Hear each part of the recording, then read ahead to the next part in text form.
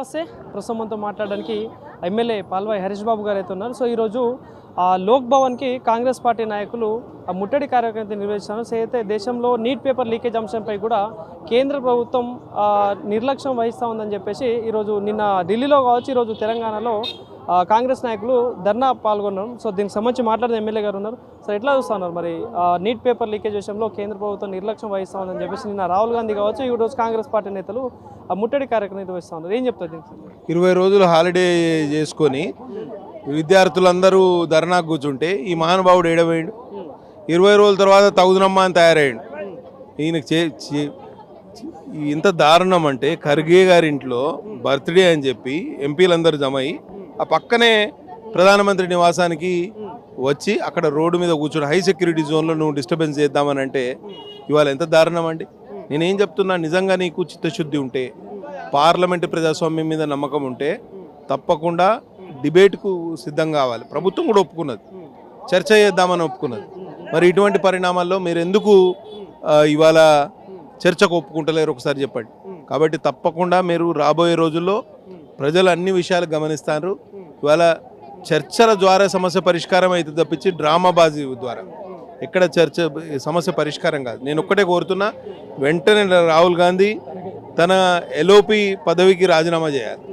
రాజీనామా చేసి నీకు నిజంగా విద్యార్థుల ఉద్యమం మీద చిత్తశుద్ధి ఉంటే వేరే వాళ్ళు ఎవరైతే చిత్తశుద్ధితోటి ఈ సమస్య మీద పోరాటం చేయగలుగుతారో వాళ్ళకి పదవిని అప్పగింది.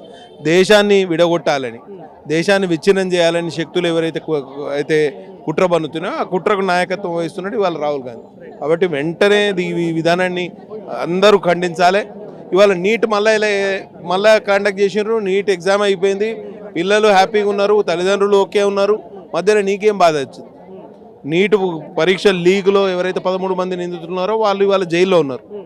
కాబట్టి నేను ఒక్కటే చెప్తున్నా, తప్పకుండా రాబోయే రోజుల్లో ప్రజలు వాస్తవాలు గ్రహిస్తారు, మీకు కర్రగాల్చి వాత పెడతారు. ఎన్నిసార్లు ఎలక్షన్లో కూడా కొట్టినా బుద్ధి రాలేదు దీనికి. పేపర్ లీకేజ్ విషయంలో అంటే ఇన్ని రోజులు అయితే ఉన్న విద్యాశాఖ మంత్రి కావచ్చు, ధర్మేంద్ర ప్రధాన్ కావచ్చు, ప్రధానమంత్రి వీళ్ళు ఎవరు స్పందించలేదు. వీళ్ళు ముందు రాజీనామా చేయాలని చెప్పేసి కాంగ్రెస్ నాయకుల డిమాండ్. ఫస్ట్ పార్లమెంట్లో చర్చ జరిగితే కదా ఎవరు రాజీనామా చేయాలని తెలుసు. ఇప్పుడు నీ డిమాండ్స్ ఏంటి, నీ డిమాండ్స్ ఏమున్నాయో పార్లమెంట్లో చర్చ, ప్రభుత్వం సమాధానం చెప్తుంది. నీకు నచ్చకపోతే వాకౌట్ చేస్తావా, ధర్నా చేస్తావా, తర్వాత ఉద్యమం లేవనెత్తుతావా, ఇవన్నీ తర్వాత. ఫస్ట్ నువ్వు లోక్సభలో ప్రధాన ప్రతిపక్ష నాయకుడి, నీకు బాధ్యత ఉన్నది. ఆ బాధ్యతను నివర్తించు ఫస్ట్. తర్వాత నువ్వు ఉద్యమం చేస్తావా, ఏం చేస్తావు, నిన్నెవరు నమ్ముతారు? పశ్చిమ బెంగాల్లో నిన్నెవరు నమ్మలే, ఒరిస్సాలో ఏ రాష్ట్రంలో కూడా మిమ్మల్ని నమ్మలే. ఉన్న 2-3 రాష్ట్రాల్లోనే చావు తప్పి కన్నులోటు పోయే పరిస్థితి. ఇటువంటి పరిస్థితుల్లో దేశాన్ని ఉద్ధరిస్తా లేకపోతే నాయకత్వం వహిస్తా అంటే ఆ కాక్రోచ్ జనతా పార్టీకి చెందిన గ్యాంగ్ వాళ్ళే ఈయన నమ్ముతలేరు.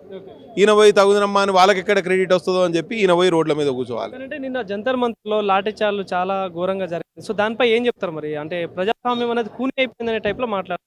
సో దానికి ఏం చెప్తారు? జంతర్ మంతర్లో మీరు చూస్తున్నారు, కొంత సంఘ వ్యతిరేక శక్తులన్నీ ఒక్కతాటి మీదకి వచ్చి మీడియా పర్సనల్ కూడా కొట్టారు, మీరు చూస్తున్నారు. కాబట్టి నేనేమంటా అంటే జంతర్ మంతర్లో పోలీసులకు ఎక్కువ దెబ్బలు తాకినాయి, పోలీసులు ఎక్కువ గాయపడ్డారు, పోలీసులు ఎక్కువ ఇవాళ ఆసుపత్రిలో భర్తీ అయ్యారు. కాబట్టి ఇక్కడ కుట్రపూరితంగా దేశాన్ని విచ్ఛిన్నం చేయాలనే శక్తులు, విదేశీ శక్తులు స్పాన్సర్ చేస్తున్నాయి. వీళ్ళకి మీరు చూస్తున్నారు, ఇవాళ వీళ్ళ భోజనాలు కానివ్వండి, సరంజామా కానివ్వండి, సరుకులు కానివ్వండి, అందరూ సప్లై చేస్తున్నారు. ఎక్కడి నుంచి వస్తాయి ఇవన్నీ? ఇంకోటి అందులో కొంతమంది కూడా మాట్లాడుతున్నారు, ఆర్టికల్ 370 మళ్ళీ రావాలని మాట్లాడుతున్నారు, భారత్ మాత అయితే పిత ఎవరని మాట్లాడారు. సో ఇలా కొంతమంది మాట్లాడతారు. సో వాళ్ళకి దూషిస్తాను, రాముని దూషించేవారు, సీతమ్మను అవమానపరిచేవారు, ఆర్టికల్ 370ని రద్దు మళ్ళీ కావాలనే వాళ్ళు, ఎన్ఆర్సీని వ్యతిరేకించే వాళ్ళు, సిఏను వ్యతిరేకించే వాళ్ళు, ఎఫ్సిఆర్ఏ రెగ్యులేషన్స్ను వ్యతిరేకించే వాళ్ళు, ఇవందరూ మళ్ళీ వీళ్ళందరికీ వేదిక కల్పించారు. ఈ దొంగలందరూ మళ్ళీ దేశాన్ని భ్రష్టు పట్టించాలి.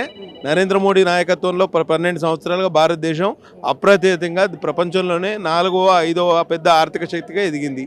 దీన్ని వీకెండ్ చేయాలి. ఇంకోటి, ఈరోజు కాంగ్రెస్ పార్టీ నాయకులు భవన్ ముట్టడి నిరుద్యోగులకు మద్దతు కావచ్చు, రాహుల్ గాంధీ గారు నిన్న ఢిల్లీలో చేశారు. సో మరి తెలంగాణలో కూడా నిరుద్యోగ యువత దాదాపుగా 2-3 నెలలు ఎస్ఐ నుంచి ధర్నా చేస్తారు. సో దానిపైన మాట్లాడిన వాళ్ళు ఈరోజు ప్రొటెస్ట్ దిగిలు. సో దానికి సంబంధించి ఇదే రేవంత్ రెడ్డి ప్రభుత్వం 7 సార్లు విద్యార్థుల మీద లాఠీచార్జ్ చేసింది. ఇక్కడ అశోక్ నగర్లో చేసింది, దిల్సుఖ్ నగర్లో చేసింది. వీళ్ళు విద్యార్థుల మీద జాబ్ క్యాలెండర్ లేదు. 1, 2 ఉద్యోగాలు, 2 లక్షల ఉద్యోగాలు లేవు. 3 వాళ్ళకు అమ్మాయిలకు చదువుకునే అమ్మాయిలకు స్కూటీలు ఇస్తామన్నారు, ఆ విషయం చెప్పలేదు. ప్రియాంక గాంధీ చెప్పిన మాటకే ఇవాళ దానికి అతిగతి లేదు. మరి ఇటువంటి పరిస్థితుల్లో మీరు దేశాన్ని బాగుపరుస్తాం లేకపోతే యువతను బాగుపరుస్తాం అంటే నమ్మడానికి ఎవరు సిద్ధంగా లేరు. Thank you.